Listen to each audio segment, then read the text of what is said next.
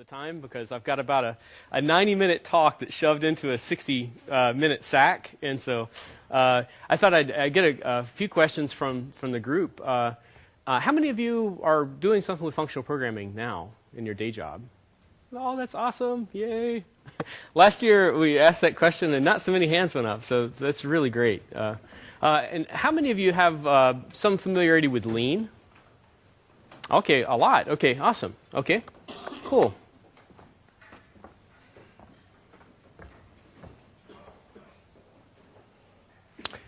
Another bit of front matter is this talk.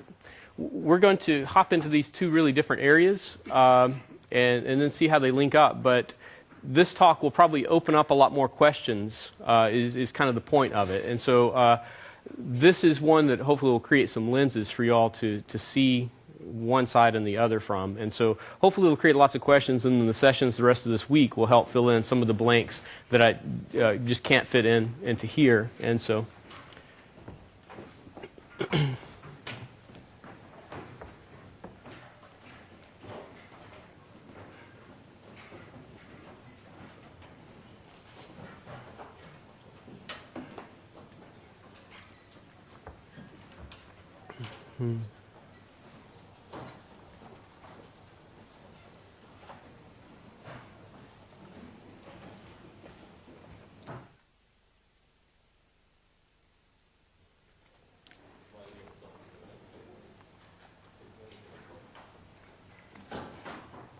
all right, are we at time or just a minute away or at time? Close enough? Okay. Wow, this is such a great group, and I appreciate you all being here. It means a lot. So welcome to Lean and Functional Programming. My name is Brian Hunter. I'm the CTO of a company out of Nashville, Tennessee, Firefly Logic. We do cross-platform mobile, and then we build backends that we build for maintenance and we build for scale. And so that's where the FP part comes in. So I will just hop right in. So when Japan attacked Pearl Harbor in 1941, the U.S. entered World War II, and it faced this really tricky problem. There was a need to produce more material than the U.S. had ever produced before, and at the same time, the men who had worked in the factories, staffing these factories, they were deployed to Europe and to the Pacific. And so women came into the workforce for the first time, really, in the U.S., and then the factories, they retool for war. So there's a lot of churn here happening in industry. And initially, it was sort of a mess. You know, you had people that had never worked in this domain and factories making things they'd never made, and a lot of the managers gone, and so a lot of chaos. But it was important that they got it right. You know, this was really important work they were doing. And so the Department of War formed this group called TWI, or Training Within Industry. And it was made up of these experts from industry, and they were sort of doing consulting services for the war-related industries. So this group of statisticians, physicists, and management scientists, they got together and they tried all these experiments. They tried all these different ways of teaching and ways of working out processes. And the plans that failed, they were discarded, and the successes became something called the J programs. One of the J programs was job instruction. And so here, this was the beginning of a concept called the standard work. And so the standard work was defined, and you had this series of steps of how to do a job, and the key points were defined. And the steps, each one of them listed the what you're doing, the how you're doing it, and the why. Before, in the Henry Ford model, and the Frederick Taylor time motion studies sort of mindset, workers weren't really given a why, and they weren't expected to think. So this was new. And as the workers, as they mastered this first level of instruction, the mentors that had taught them would move on to another group, and they would carry on like this. And then those folks would then, the people that were working in the plants, they would take on like a different J program at this point. They would take on one called job methods, and that's what they would focus on. And the job methods weren't just about doing rote and following and learning and getting better through this. It was really about challenging the process. So they were asked to see if they could eliminate steps and how they could make the how better. And as they found ways of making the how better, and they found these steps that they could improve and they could make things more efficient, they were expected to report these, and then they would go through a process where they would test to see if the output that they were expecting actually happened. And if it was good, then this became the new standard work. And then that standard work rippled from that group on up and then down to peers that were doing similar work. So they would also look and they would say if the why of what they were doing wasn't relevant anymore. Like the situation had changed. So the steps could all make sense, but the why doesn't make sense, and that would cause you to reevaluate. And so these workers who were new to industry, they were coming in and evaluating the why, and then again they would amend the process, and this improvement would be bubbled up and then trickle back down to other teams. So back here in the 40s, you had this massively parallel, distributed form of continuous improvement happening. It really is a kind of a beautiful part of history here. You see this thing that came, and you see this group that was able to move and become so effective so quickly. By the end of World War II, there were 1.6 million people who had went through the training, went through TWI, and had certifications.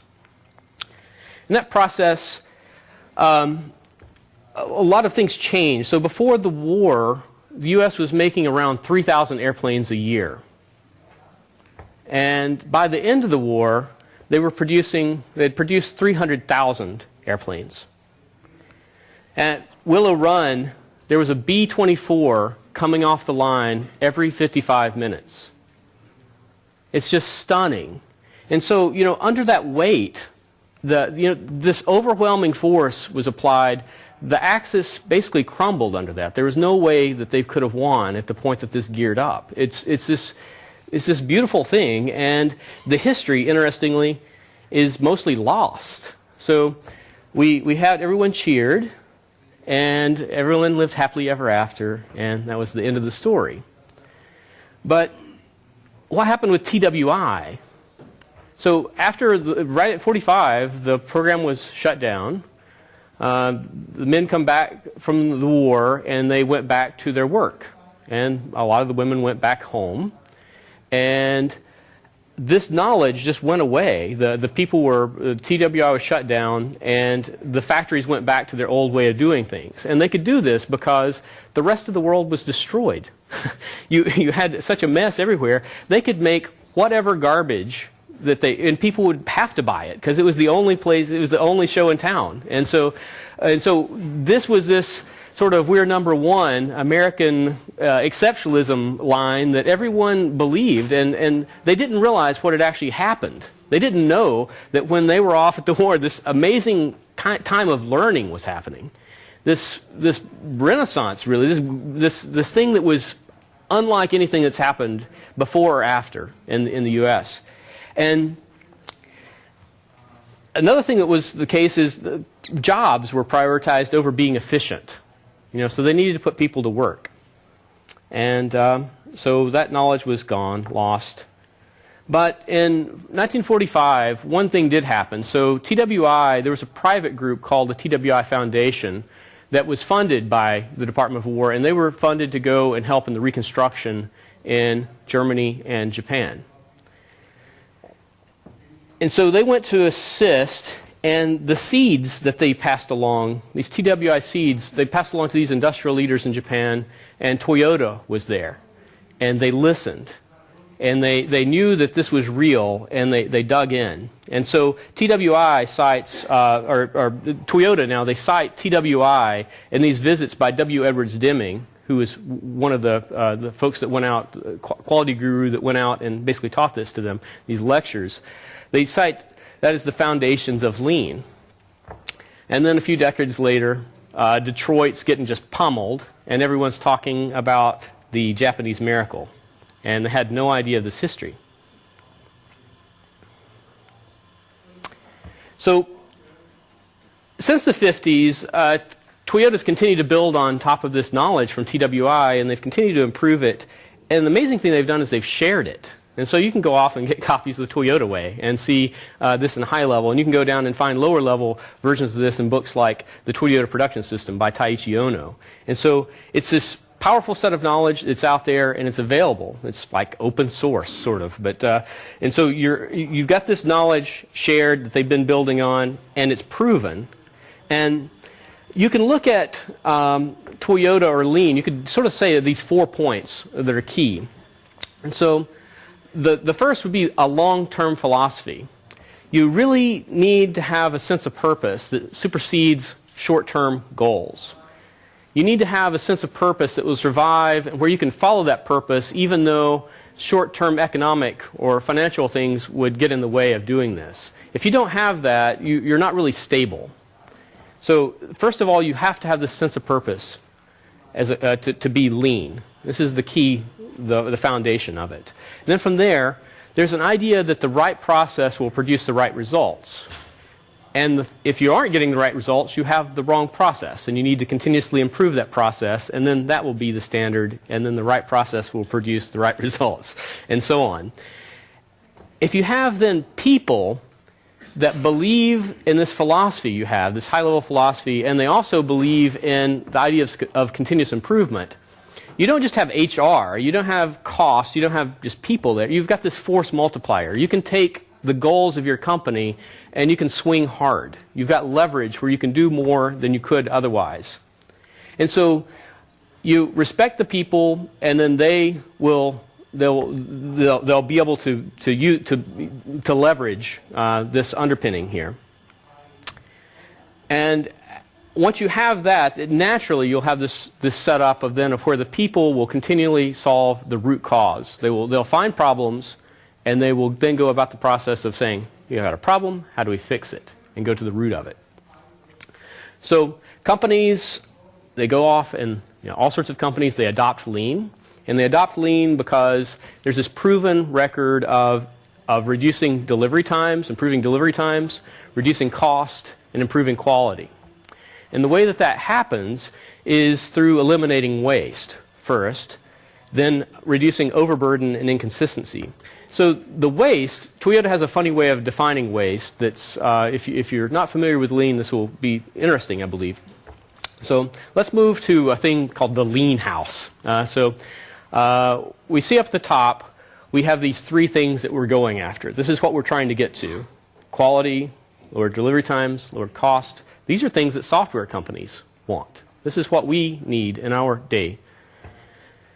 And the way you get there is you build up on this foundation. So you have stability here, we have continuous improvement, and then up on top we have these 2 pillars of just-in-time.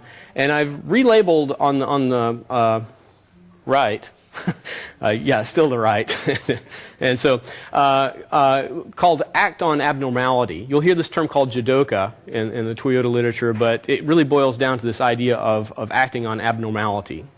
And a lot of times the machine is supposed to help you act on abnormality, which sounds good to developers. So let's jump into these. So if you don't have a stable system, you're not going to be able to build anything. If your company's jerking back and forth, like they're firing people, and so on. You have to have a stable environment before any of this can happen. Then you can start approaching the process of continuous improvement. If you're in a company that can't admit it's doing something wrong, or it's happy enough with the way that things are, then you're sort of stuck, and you have a different job to do. You've got to figure out if you can change that company or if you can change companies. Those are your 2 choices, really. Or you're going to be complacent, and you're just going to carry on. And you're not going to improve. A way to improve that's really powerful is in the Toyota literature, they'll call this Genji Genbutsu, but going to the Gemba, or to the place. So going and seeing. I'm curious, show of hands, how many of you go and meet with your end users and have sat beside them to see them use your software? It's a really powerful tool, and next year, like, you should set sort of a resolution so that you've done that by next year. You need to do this, but it's not just that you're going to find things that are awful in your software, or you're seeing exactly how they're using it wrong and some training there. But one of the things that's going to happen is when you meet with these people that are using your software, there's a sort of empathy that happens. You're going to know them as a human, and there's going to be respect for those users, and the users will respect where you're coming from and what you're having to do. And at that point, the communication is much better, and the improvement can happen. So this is probably a strange thing to see in a talk called Lean and something that's very technical. And I really believe this, that if you try to do Lean by adopting technical solutions, you will fail. You have to have these other things first. And a lot of times adopting technical solutions doesn't actually improve anything. It just changes things. You have continuous change instead of continuous improvement. The way you avoid having continuous change and actually have continuous improvement, and then why I also believe that functional programming fits in here nicely, is because functional programming can hold up underneath the scrutiny of plan, do, check, act. So back in TWIs, we were seeing Rosie the Riveter, doing this awesome stuff. It was basically happening through plan, do, check, act. So they would see that something wasn't quite right. They would come up with a plan on how they might improve that thing, how they might see, they would change something, and then they would, what results should we get out of this? They would do that work, and then they would study the results of it. If they saw an actual improvement out of that, then it would become the new standard. So instead of having a series of changes, which is what a lot of companies do, you really have to build on this idea of standard work. If you don't have a standard, you don't have improvement. You're not progressing place to place to place. You instead have a shotgun map where thing, change, change, change. And they might cluster around things, and maybe some knowledge will pass along, but it's not formalized, and it's not going to get you where you want to be. The 7 wastes that I mentioned a minute ago, we start off with the biggest one called overproduction. And so it's the big one, and so I made it twice as wide so you can tell it's important. And so we've got this really important waste up at the top. And the reason it's important is it encompasses most of the wastes that are underneath. So if a user isn't using your software, you make things that aren't being used, you've overproduced. And you've caused all of these other things to happen in the process of doing something that isn't delivering value yet. So transportation is one that's easy to think of in the context of manufacturing, but if you want to think about what that's like in software, what transportation is, you can think about the process of going from requirements and then on through where you're deploying and you're going through your test, and then you move all the things out to deployment to production. And so we have a discipline that's helped a lot here. We have these devices, and so DevOps people have come in, and we have continuous integration, we have continuous deployment, and these are forms of automation here that is very much in the spirit of Lean here as we go through this. Inventory can be defined in software as all of the things that you have that are in process or haven't been deployed. So code you're working on that's in some stage, but it's not out to a user, or the code that's just sitting there. So you think about the awful thing of waterfall. You have a project that goes on for 9 months.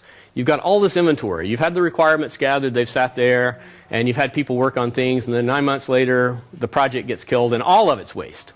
It's what usually happens in waterfall. But then you move back, and if you say, okay, well, let's do sprints. Let's do something where we have these 2-week iterations.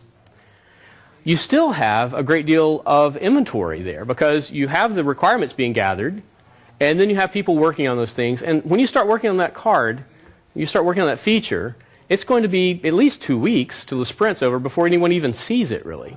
Depending on your setup, but you're quite likely going to have this 2-week gap, so you've got this inventory built up. So you know you've won when you adopt Lean, and you come in and you look and you realize that Scrum and 2-week sprints is a terrible waste that you've got to get rid of. Like you might not be there yet, but at the point you do that, you know your shop is starting to win when you start moving to a more flow-based model. Unnecessary motion, we have this whenever we have firefights. We have things that humans shouldn't be doing. So this is basically the wear and tear on people. So when you're burning your people too hot, you have unnecessary motion. Waiting as well, waiting. It's, you're waiting for stories to come in on the features you're supposed to build. You're waiting for things to get deployed. You're sitting on your hands. Over processing, we have a word in this in software. It's called gold plating. This is exactly the same concept. You're delivering something that meets a spec that's not actually out there. It's your own personal spec because you wanted to do it. and then we move on to our final waste here, and we have defects. And we all know how expensive defects are. It's much cheaper to be able to catch something inside of your IDE. If you catch the bug at compile time, it's much cheaper to fix than if it goes to dev integration or on down the or incredibly expensive at the point it's deployed to users. Even more so if you're talking about things like mobile devices, where once you've deployed it, you're probably never going to get the user to upgrade. And so you've got this disaster out there when you have defects. So the cost multiplies. Let's talk about one of these pillars here, just in time. I've worked in a plant that looks a whole lot like this writing software, and I know firsthand the problems that they had as a result of it. So they would go through and they would need a part, they would need to ship something, they'd need to ship something, they need to unpack a box here, tear off the wrap, dig into it, find the part. A lot of times they would spend more money on the processing of getting to that thing than they actually sold the part for, than what they actually sold the assembled piece for. And this is not unlike software. You've got this massive code base, and you go in and you think about when you're doing shotgun surgery. You've got to move all this stuff around just to get to the problem, and who knows what's going to fall on your head. So when we have all this stuff around that's not needed, it's not part of your problem, you've got these entanglements here, and this is going to kill your flexibility. A way of actually seeing this process, there's a tool called a value stream map. And so this is one you can see, this is obviously around manufacture and transportation. We have trucks and so on. But you could apply the same idea to software, features coming in. But we see here that we have our feature comes in, sits here idle waiting for someone to work on it, and we have this sort of dip, this lead time ladder that goes up and down, up and down. And what we have here are processes. And this is where the value is being created. And everything on these upper lines, this is waste. And if you think about your software projects, the amount of time you're actually adding the shadow to the button versus all the requirements that went on for that feature to make it to an end user, you get an incredible amount of waste that adds up. So in this example, there are 14 days of lead time and about 585 seconds of actually process. And I don't think that most software projects would even look this good if you really were to be honest. And so what we have here is we have this process is doing a big thing in batch. It's mass producing, and it kicks out it's pushing this inventory to the side. It sits there until some other process is ready to grab it and so on. So this is a push model, mass production push model. Okay, so a solution to this is one-piece flow. And a way of learning about one-piece flow is the envelope game. Has anyone played this? There's some lean hands up, and I don't know if... Wow, okay, great. I have a new one for you. This is awesome. So the envelope game, you start off, and you get 10 sheets of paper, and 10 envelopes, and a rubber stamp. And you go through the process of folding the 10 sheets of paper, and then stuffing the envelopes, sealing the envelopes, and stamping it. And you have two routes to go. One route is to do the mass production model, where you fold 10 sheets of paper, and then you move to the next step, and then stuff. Next step, you take those 10 and you seal, and the next step you stamp. The other route is to do one at a time from beginning to end and do that series. It turns out when you go and do this at home, you're going to be about 20% faster as you follow the one-piece flow model. And this is counterintuitive. Usually, like for weddings, like I did this at my wedding. We did the invitations, and I did the mass production model. And I've known this stuff since like early 90s. I've thought about this, and at my own wedding I did this. And so I feel like a real goofball admitting it. So it's so counterintuitive. We don't think like this. But in addition to the time savings that you get out of something like this, you also have the possibility of catching defects early. So if there's something wrong with the way you're folding paper, Well, you've really screwed up when you've created this whole big batch of it, and the second step, it doesn't fit in the envelope. And you have another issue of if there's someone downstream needing this. If you're following the mass production model, you do 31 bits of work before the first bit of value is delivered. On the other model, you do 4 bits of work until value is delivered. And you can parallelize that by having multiple people doing one piece at a time in a way that when you do the task-based model, it doesn't parallelize as well. Now, this one-piece flow model, there's a functional programming concept. This is exactly the way I build Erlang systems. This is the way I look for bottlenecks, is you follow this same model. There's an exact overlap in the way that you avoid bottlenecks in Erlang. So, pretty cool. There's another concept called the single-minute exchange of dies. And so there are competitions in Japan where these factories will compete on how fast they can do this. But these dies, what we're talking about, these got these 100-ton presses. And so say Toyota, they're making Camrys. And so they have these big dies. So a piece of steel will come in, and this big die comes down and squashes it and turns it into a Camry fender. And squash, squash, squash, squash, and can make these things and they kick out.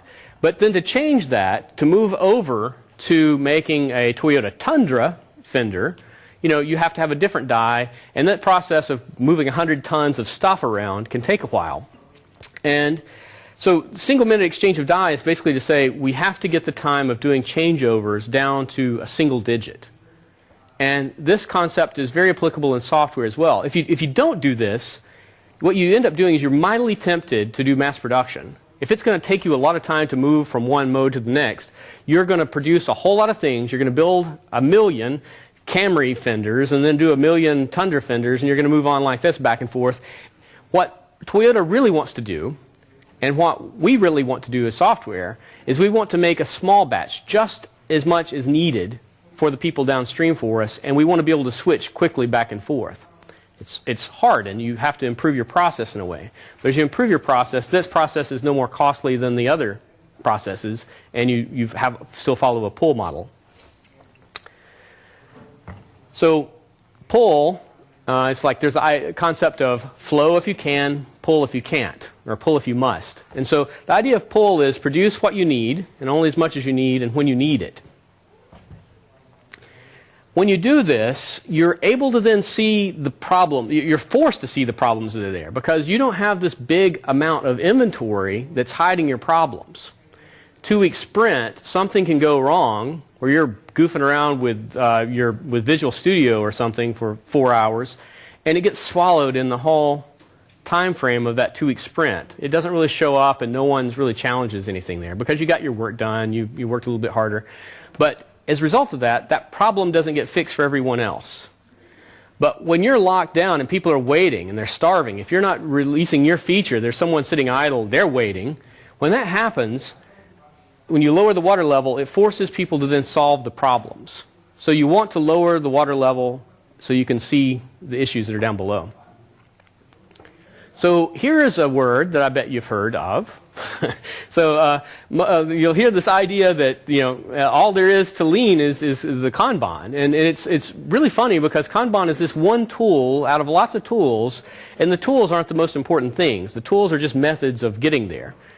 But so you'd also think that Kanban is this Japanese secret sauce that didn't exist any. It's like they must have invented it, or who knows how it came to be. But the way it came to be was Taiichi Inoue came to the United States in the 50s to visit the Ford plant and went through Ford, saw this mass production model and thought, this is crazy. There's so much waste. This doesn't apply to us. And so he's sort of like scratching his head like what in this trip. But one of the things on this trip is he visited Piggly Wiggly. So Piggly Wiggly is a supermarket chain in the United States. It's headquartered out of Memphis, Tennessee. And while there, he saw this thing in the stores that he wasn't used to. He saw variety. So he would see that, so sodas or soup or whatever, instead of having like a whole shelf of one thing or being out of something, instead there was a variety. There were hundreds of things, and they would only have like 4 or 5 on stock. And the idea just seemed beautiful. And that was then the foundation of just-in-time and this Kanban pull system that that Toyota uses. This is a key concept here, and it came out of Piggly Wiggly in the way that they stock sodas and soup. So, pretty cool. Software-wise, here's another form of Kanban. And so Kanban just means visual sign. And so it can take all sorts of forms. As software developers, this is usually the only form that we see here. We see a board like this. But so this is also by another company out of Tennessee. This is LeanKit's board.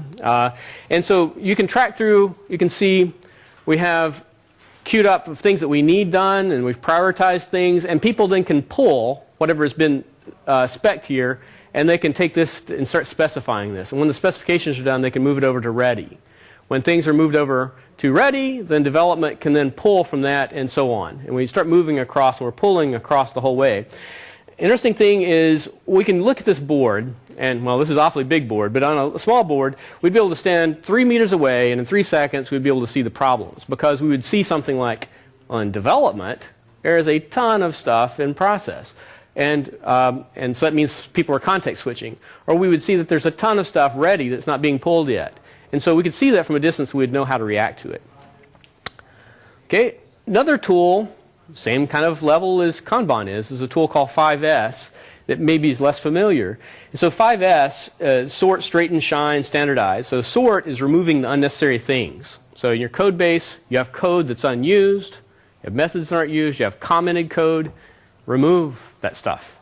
Get rid of it. It's in your way, and it's that clutter you're having to walk through every time you're trying to solve the problem. It's the warehouse. Straighten, to make things easy to find. And then to keep your workspace clean and safe. So if you see that there are dangers in there, how are you going to solve them? How are you going to keep things clean? Have hygiene in your code base. And then making sure that things are organized in a way that's standard. You know, your sort of standards across the project. And then maintaining this.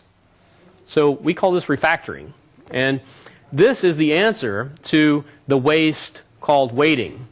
If you're in a one-piece flow or a pull system and you find yourself idle, the thing you need to do is to shift over and start doing 5S on your code base. That is the lean answer. So it's not, you know, if your project manager thinks you're goofing off because you're refactoring, show them this. All those things add up to create leveling. This makes a world where everything's not jerking back and forth. And Heijunka is basically that. It's me jerking back and forth. So the other pillar here is acting on abnormality. And this kicks off from Toyota's origins. They were initially a loom factory. And so Sakichi Toyota, he built this device where it automated loom. So the threads going through, if the thread broke, normally on a machine, you would have some scrap. And someone had to basically sit around and watch the machine, and you had then someone gang to that machine, a human watching the machine do its work. So Jidoka, the idea here was when the thread breaks, the machine would instantly stop itself. Then someone could come over, they would hear that something had happened, they would come over, they'd retie the thread, kick on the machine, it would carry on, and there was no scrap. And also someone didn't have to babysit. This lets you decouple the human from the machine. And there's not really much sadder than seeing someone that is changed just watching the machine do its job. Like if you've ever had to deploy code and you go into the server room and there's that poor guy in there that maintains tapes and things. It's the saddest life in the world. And so we'd want to do whatever we can as software developers to make sure that people aren't ganged to the machine like that.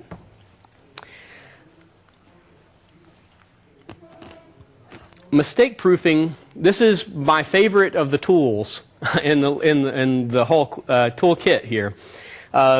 Mistake proofing are called a poka-yoke, and it's fun to say too. It's kind of one of the nice things about it. But poka-yokes, this is the most grown-up thing that we do.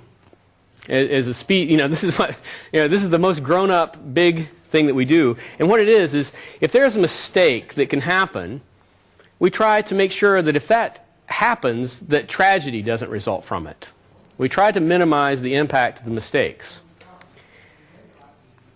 So there are people out there that throw bottles. And there are people that sweep up the bottles. You see the person that sees a nail in the driveway and they pick that nail up, and then the other person that walks by and says, "Whatevs." It's like they're a fool if they drive in this driveway and they get a nail in their tire, or they might think it's funny. Those are bad people. The people that pick up the nail, those are good people. You want to work with the people that have empathy and that they understand that you shouldn't require constant diligence. Because if you require constant diligence, you're setting everyone up for failure and hurt. This is a key thing. This is a key concept inside of functional programming. There are mistakes you cannot make inside of functional programming that you can make in imperative programming. And so there's this idea of constant diligence. And so if anyone requires that, think bad person. I don't want to be around those people. I want to get away from them. People that build Poka-yokes, you want those on your team. Examples of Poka-yokes that are out there, one would be like garbage collection is a nice one. Managed memory, that sort of thing. But here's another one. And parking garages. You hit the clearance bar. You're driving in your van, bump it, and you know not to drive down into the bowels of this parking garage where your vehicle is going to get caught and trapped forever. Another is this one. This is also a Microsoft interview question. Does anyone know why this is a Poka-yoke? Manhole cover? Okay. So it's the who wants to throw an answer out? Constant. Can't fall down. Right. Constant width. Right. So it can't fall down in the hole is this idea, and so you keep something that if it were other shape, it maybe would fall in and you'd have to go fetch it, or maybe you land on someone or something like that. Is the general idea of it being a Poka-yoke? Can't fall in the hole. There are also other kinds of shapes here that could do the same thing. There's a thing called the Rolu triangle, which has the same quality. It's the same width all the way around, and it wouldn't fall in the hole as well. And you'll actually find these in San Francisco and places like Lombardo Street because, funny enough, it's a double Poka-yoke. So it won't fall down the hole no matter which way you turn it. And if you were to lift it up and it were to roll down the hill, it's not going to go down and kill 1,000 people down on the pier because it's going to wobble and fall over. So, good person that came up with this. It's like these are my heroes. People that build Poka-yokes are my heroes. Okay, visual control. When things go wrong, make sure that it's obvious and obnoxious. Make sure that you know the problem is there. Stop the line, and have visualization into problems that are happening. There are interesting things inside of the Erlang VM where you can do this. I think you're going to hear about those in some sessions coming up this week. So visual control, don't let problems hide. This is again tied in that lowering the water level. And when you have a problem, your next step is then to figure out what the root cause of that problem is. And there's a tool called the 5 whys where you go through digging through root cause, root cause, root cause. And so we go through this example of lost the kingdom because they lost the battle, one too few short warriors, and then one less horse less shoe. And it comes down to we lost the kingdom because we didn't have enough nails. And so that's a contrived version of the 5 whys, but this is really effective as you go down and you figure out not just the thing that's on the surface of what happened and trying to patch that or ignoring it's even there and shoving it under the rug, but instead going root cause, root cause, root cause. Okay? Here is Alan Kay. Love this quote. Alan Kay, who coined object-oriented, absolute hero of mine, brilliant guy.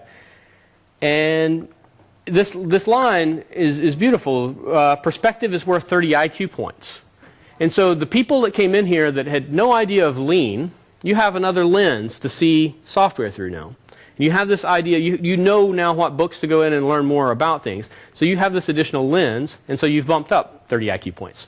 So now we're about to get another lens around functional programming, and once you have both of these, 30 plus 30, you're absolute geniuses by the time you leave this talk here in 25 minutes. And so let's jump in. So functional programming, A goes to B. This is the simplest way I know to describe what functional programming is. You have an input, you have a transformation, and you have something else come out the other side. In imperative languages, we mutate state. And in functional languages, we transform inputs into outputs. A goes to B.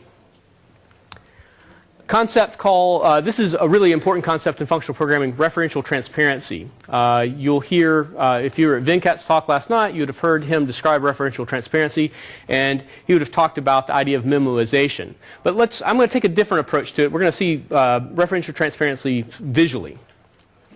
So we have our professor. He's on the chalkboard. F of x, comma y is equal to x plus y. So we've got an adder function, adds two numbers.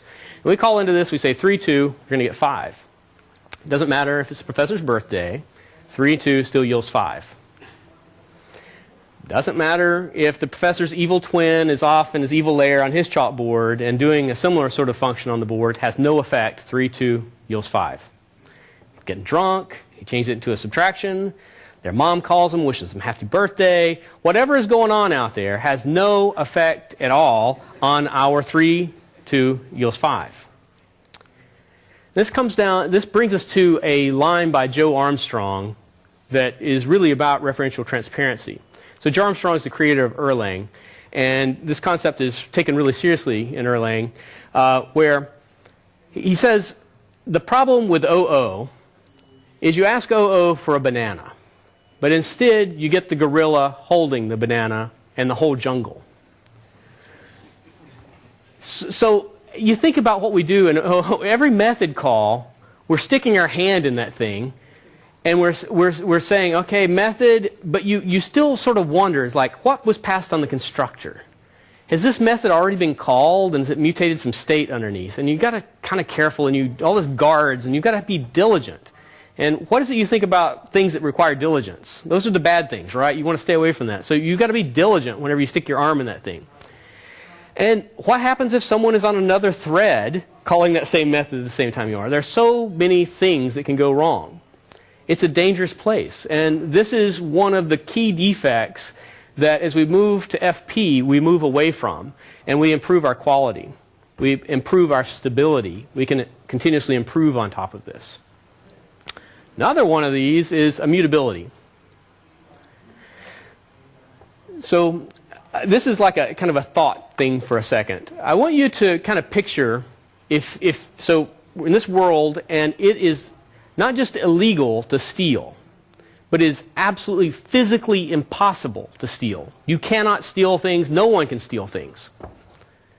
And you're living in this world, and the world would be a lot different. You would go about your day in a quite different way. Like if you needed to go to the restroom, you wouldn't have to wonder about what you're going to do about your laptop. You probably wouldn't have to lock your door at the house. There probably wouldn't be locks on your house. You'd never lock your keys in your car. So all these things would just go away, and the world would be different. You wouldn't have to be so diligent about thinking about your keys and things. And also, when you go to the park with your kid, you don't have to look around at every smiling stranger and think that they're a pedophile or that they're going to be a kidnapper or they're going to take your kid. And all these people, they're good people out there, but you have to treat everyone as if they're just the scum. And it's an awful place to be. And that is the equivalent that we have when we're in a place where there's mutability. We can't trust anything. We have to look at every bit of code with suspicion. And it's a scary place to code as a result of that. When we are in these worlds where the crime can't happen, the VMs underneath, they can leverage that. And they can give us all sorts of good things that we can't get. And so let's dive in and look at this from another angle. So just to see immutability, we have computer science here, 101, and this is increment, right? Everyone gets this.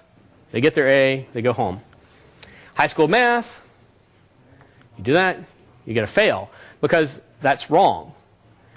We look at F sharp, say x equal 5, set, and we say x equal x plus 1, and F sharp agrees with your high school math teacher. It doesn't agree with your computer science 101. It says x plus 1, x equal x plus 1. Well, it's not 6. It's false. It's not the truth. And if we get really nasty and we say, okay, well, what we're going to do is we're going to do assignment instead of this pattern match thing, and we're going to say we're going to try to shove 7 into x, we get this value is not mutable. Now, F sharp is a beautiful language, and it does a lot of things right, but it is in a dangerous neighborhood. And it is not in that neighborhood where people can't steal. So people can steal in .NET, and on the CLR, it's a dangerous neighborhood. And so you can still get hurt by this, but it does as good as it can. So you're sort of like, instead of being in a universe where you can't steal, you're just in a place where it's really, really illegal to steal. And you might lose your hand for it or something. And so that's the safety you get inside of F sharp. So And we know this as C-sharp programmers. We know that this is important to have the world not shifting underneath your feet. And so we build things like this. We have this employee class that takes a name and a hire date, and we set this private read-only field. And we have a getter on here where we return this only as gets. And in F-sharp, that's a one-liner.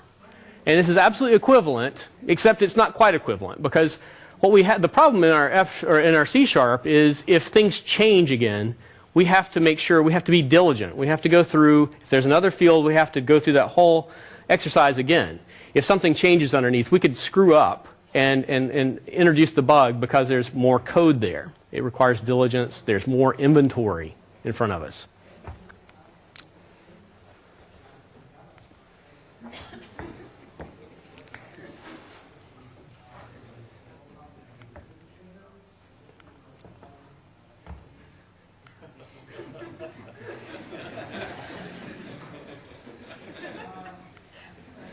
So everyone understands recursion because everyone laughed. And so you know exactly what recursion is.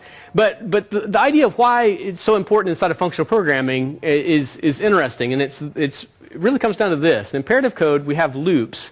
And loops, as they go through their mutating state. And in functional programming, since we can't mutate state, we have to avoid mutation. What we do instead is we do tail calls. And we do recursion instead of loops. And so we can see this example here.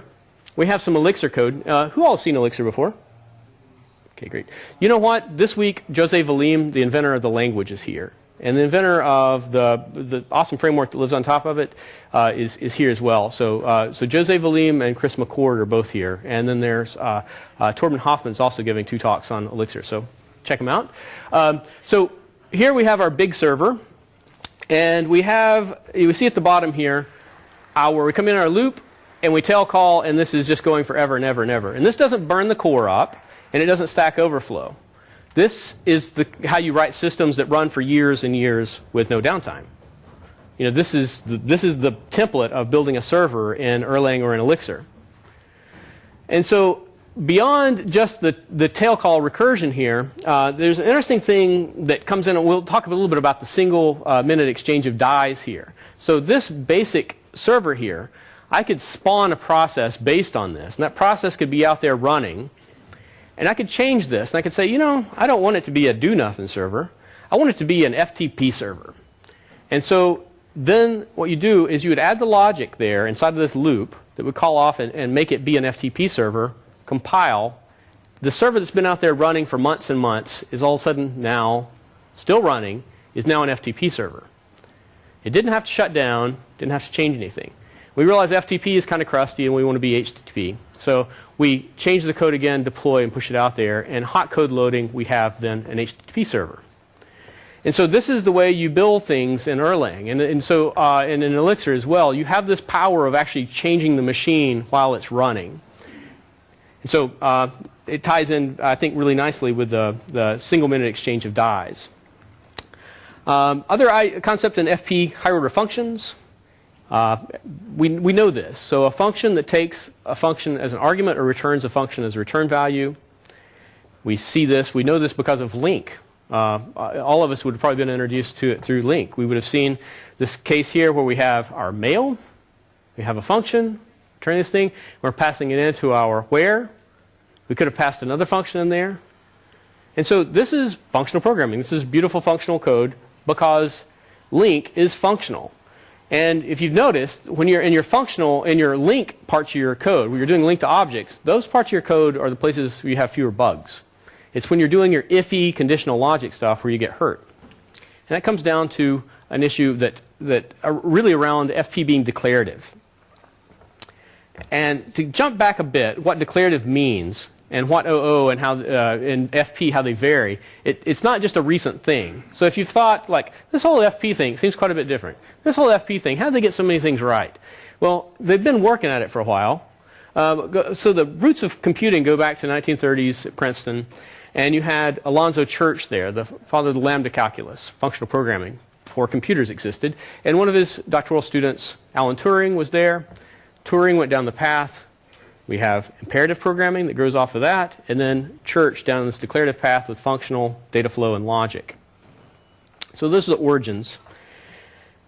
Imperative is about the how you do the thing, and it made sense in the early days of computing when hardware was complex and buggy and all this. Right now, though, software is the complex, buggy thing that we have to deal with.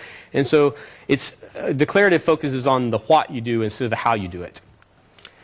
A concept that's straight up about declarative inside of FP is pattern matching.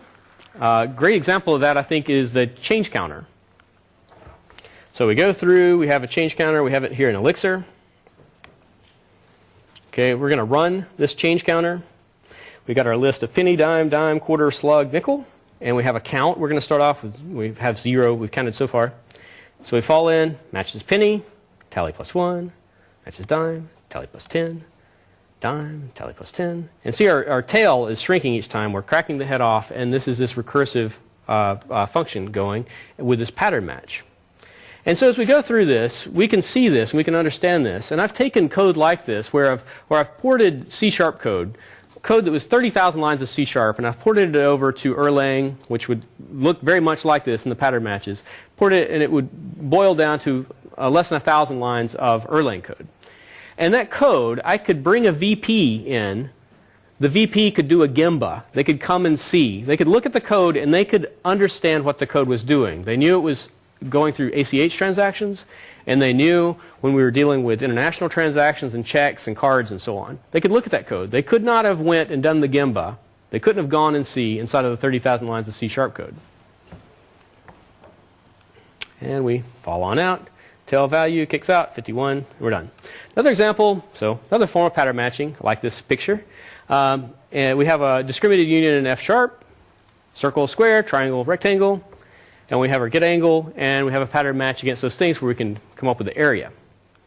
Now, if we go in and we add an extra thing, an oval here, what's going to happen is, well, we go in here and we're going to get this warning. There's a polka yoke that kicks in. There's a warning here that says, hey, you've got this other thing that we don't know about. You might not have a way of handling this oval. So you can look at this declaratively through pattern matching. We've got a lock, which of course you don't need in our world because we're functional programmers and no one can steal. But we anyway have this lock. You have a key that's not the right key. The tumblers don't line up. Doesn't open. Key that's the right key. Tumblers line up. Turns. Opens. And this is this what you do instead of the how you do it mechanism of declarative. And this is what we get in imperative. We get a series of lock picks. We get a drill. We get a pistol in there, I think. We get all these things because you have to know how the machine works, and you have to get in there. And so you are then tied to the machine. This is this human-machine separation that we were talking about earlier. Another place that we get pulled into the machine is when we get our hands caught in the null reference exception. And so we can go back to our same example as before. And if I come in here in my interactive F# PowerPoint plugin, I call get area null and bark. It says, we don't play this game in F#. You don't have null. And so if you're dealing with just F# code, you don't have to deal with null reference. Null reference hurts a lot of people. This is a thing that requires diligence. And you know, raise your hand if you've never been burned by a null reference exception. And so, yeah, right. So we'll move on to an idea of called code as data. So Stack Overflow, I am not much of a participant on Stack Overflow. Basically, everyone probably gave up because John Skeet's out there. And so we have this question, though, of what are expression trees good for? And he's like wondering, is like the only thing they're good for, is it just to build link providers? And so I hopped in, and I think John Skeet must have been pouring milk at the moment that, in his cereal or something, at the moment this happened, because I got in, and I think all 507 points are off of this one question that I have in Stack Overflow. But my answer here is really about saying you can turn code as data is what expression trees are good for. So you can take a series of expressions and you can compose off of a UI, for example, and treat the code as data. So here we have an advanced search screen. No one likes it when the business comes and says, we need advanced search.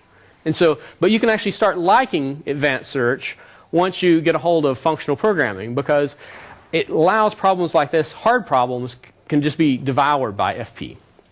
So we come in here, we have a retail price, they select between, and they type in some value, and they add, and so we've got between 5 and 10. Come in here, warehouse, come in here, less than, type in some value. We kick this through. And so we've got this UI that's built these values up. And so what we do then is we iterate across, we walk across those UI elements, and we translate those, we transform those, each one of those into the functions that express that. So here we'd have an example of the P, pass in a P price, greater than 5, less than 10, and so we concatenate, concatenate, concatenate. And so we have this expression tree where code is data, and we can serialize this. So we can save off these advanced searches like this. We can do all sorts of things along the same line. As code is data, another thing you can do is you can ship your execution. So if you've got terabytes of data and kilobytes of code, you can ship your code to where the data's at and work on it in that way. And so that's an interesting concept. It's a different form of Gemba, and I don't think that one really counts. So that one's sort of a cheat. But this is our last of the FP high-level things, I believe.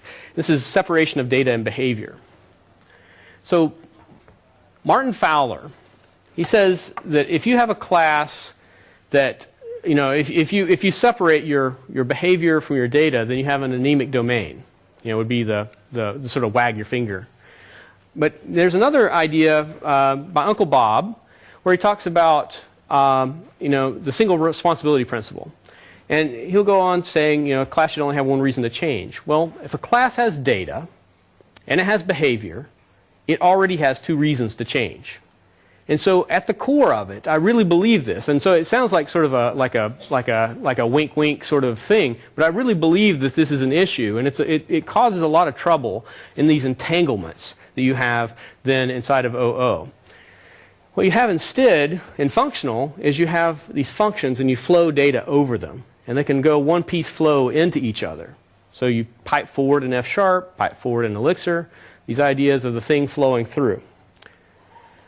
So if data is to noun as behavior is to verb, we have this weird thing in OO where we have noun verbs. And so they're all jammed together in this weird way, and it's the context you're in, and you're sort of stuck that way. If instead you can actually treat these like we think of things, where you can compose verbs and nouns together in the way that they make sense, you're in a better place, and it's going to help in your reuse of code. And that was the promise, of course, with OO, was all this reuse that we were going to get. And it didn't happen, And it didn't happen because of entanglements. It's hard to reuse classes. It's really easy to reuse functional code. This happens, and there's a lot of reuse that happens in FP. OO, it ends up just being at the library level. So over the next 10 seconds, put in your head just like what OO is, what you have in your head.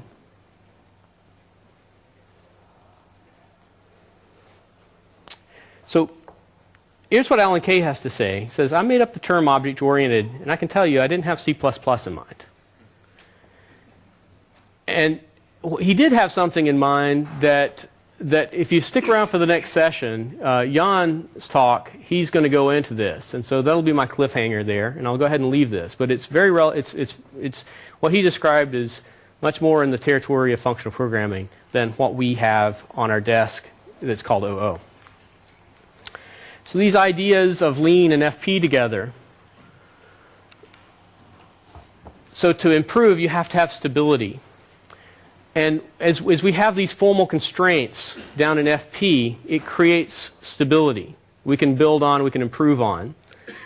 We have mistake proofing being prioritized over diligence. On the OO side, I have a lot of respect for Uncle Bob, but what he does is he sells maps on how to avoid the mines in the minefield. And really what we need to do is we need to get out of the minefield. It's a dangerous place, and we need to move to a place that's safer. And so that's, I believe, one of the most important parts of FP is it values mistake proofing over diligence. And in that whole process, we're building quality in at the beginning so we don't have defects later. And as a result of this, we have this reduction of waste, overburden, and consistency, those initial goals of why companies move this way.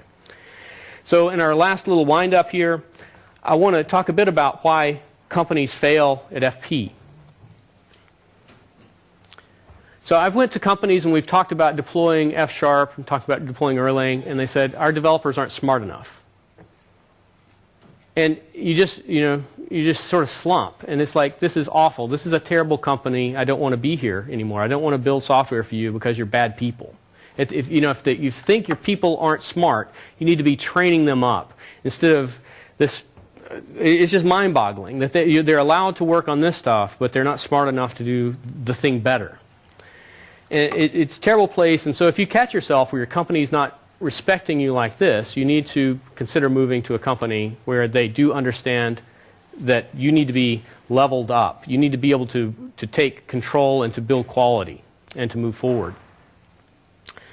If you're in a company where they hide their problems, like something goes wrong, it's like, oh, glad that's behind us, and you just kind of move along, you're not going to have a lot of luck with FP. Because what FP does is it addresses a lot of these problems we run into day to day, and if a company doesn't even know or acknowledge they have the problems, they're not very likely to then embrace the solutions to these problems.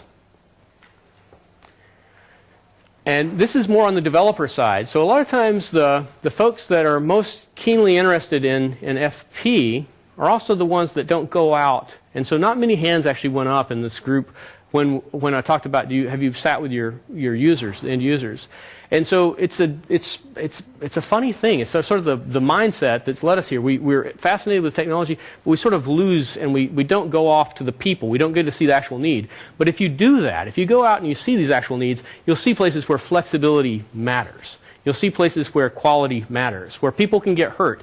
And so the way to drive adoption of FP is to find a pragmatist in pain. So you find a business leader who has a real problem. And the way you find that business problem is to go to the place. And so if you're out there looking at your users, you'll find solutions that FP can deliver that you wouldn't if you're back just staring at your editor. Another is shops that are burning their people too hot. You have overburden. If you're burning too hot, you don't have the time to go off and do anything, and you don't want to take on anything. This comes down to the stability issue, really. I mean, you're jerking around, and there's no way I'm going to bring F# in, or there's no way I'm going to bring Elixir in, because I'm cooked, you know. And so a company like that, it's not going to happen. You have to have more control of the environment. And another thing is developers going rogue, and they just decide they're going to rewrite some key part of the system in F# or in Elixir or Clojure or whatever.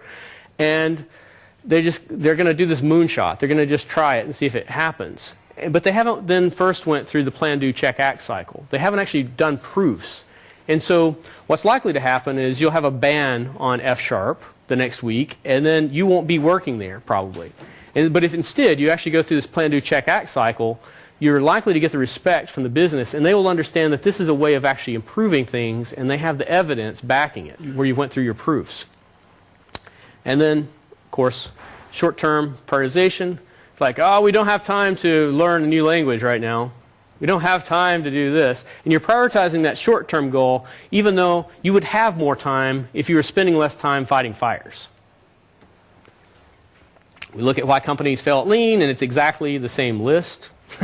So we don't have to repeat that. So we've talked a lot about language bits here. One concept is, I love this tweet, Carl Johan Nielsen. Good programming languages will help you write better code. Good runtimes will help you make better systems. So this is a place where you definitely need to go and check out the Erlang VM talks this week, the Elixir sessions. It's an amazing VM, and that helps you build better systems. As you go through your bookshelf, books on Lean, Toyota Way, Taiichi Ohno's Toyota Production System, W.R.'s Deming, Out of Crisis, Training with Industry, FP books, Programming Elixir. Joe Armstrong was here last year, spoke. Programming Erlang, Programming Elixir. Jose Valim is here this year. And then we have the Book of F#, which I wrote the foreword for, so I stuck it on there.